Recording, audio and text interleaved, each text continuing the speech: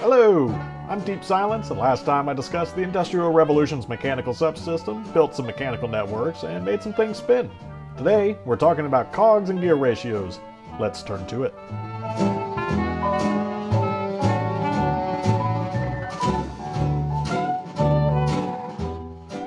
This is a technical add-on that's all about automating your world. In terms of real-life inspiration, I wanted to give you that feeling that your world is exiting the feudal era and entering the industrial age of the 1800s. That means we've mechanized our production lines, we've improved our metallurgy, we've built new tools and machines, and we've figured out new ways to exploit both the old and the newly discovered natural resources in our world. And what says early industrial more than giant spinning cogwheels? But if you aren't familiar with what a cog is, maybe we should start there. Cogs are a simple type of gear with teeth that stick straight out. In real life, engineers tend to use more modern gears with helical tooth designs in place of cogs. Those gaps in between the cog teeth cause a lot of extra friction and inefficiency. But their simplicity and the fact that this add-on assumes no stress losses across shafts and gears, it makes cogs perfect for Minecraft. Within the Industrial Revolution add-on, you can craft cog items and even use them as decorations. Here's a brass cog, and here's a steel cog.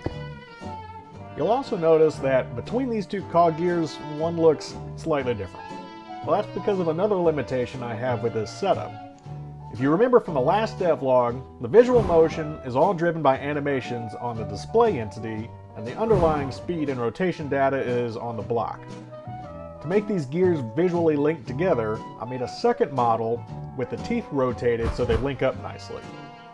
When you place the block, the script chooses the model automatically based on the block's X, Y, and Z coordinates, so you don't have to worry about picking the right one. These cogs can't turn on their own though. You need to combine them with a shaft to make a cog shaft.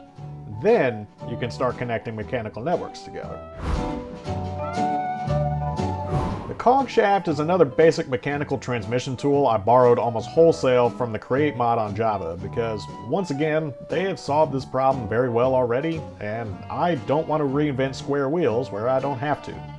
Good engineers know when to borrow designs and apply patterns that work well.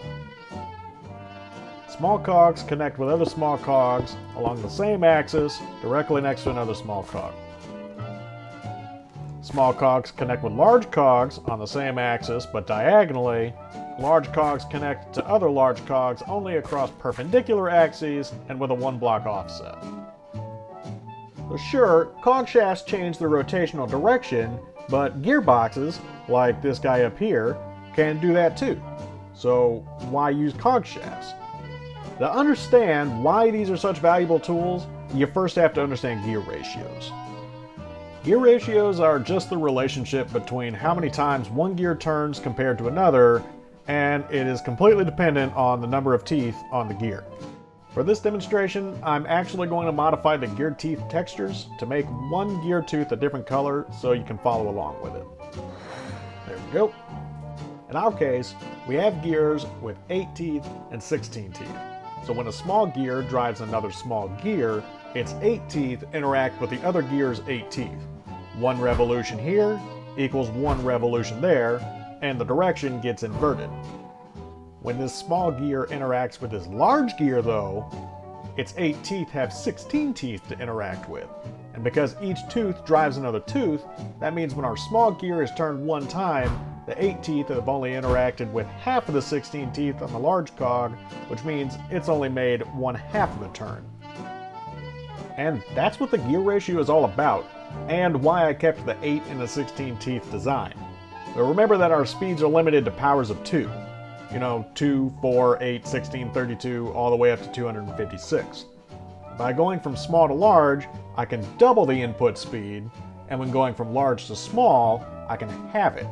Everything works out nice and neat. To show you that in action, let's put a device together.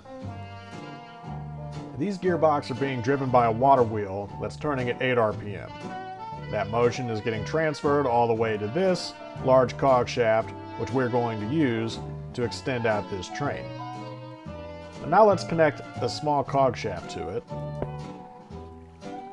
And we're going to see that 8 RPM on the large cog shaft has been converted into 16 RPM on this small cog shaft. This large cog shaft is connected in line with it, and thus also spins at 16 RPM. Now if I connect the next portion to it, it doubles the speed again to 32 RPM. We transfer that on a shaft to another large cog shaft, which now connects to a small cog shaft up to 64. Then we can connect it again to speed it up to 128. And finally, it goes all the way up to 256 RPM. On the other hand, if I had a shaft spinning at 256, I could repeat this process going down and step it all the way to 1 RPM. Looking at this big chain though, it's a little unwieldy.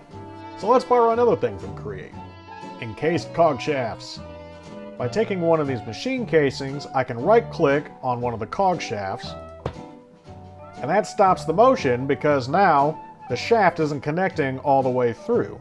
However, if I put it on this small cog shaft right here, the shaft motion stops, but the cog motion continues.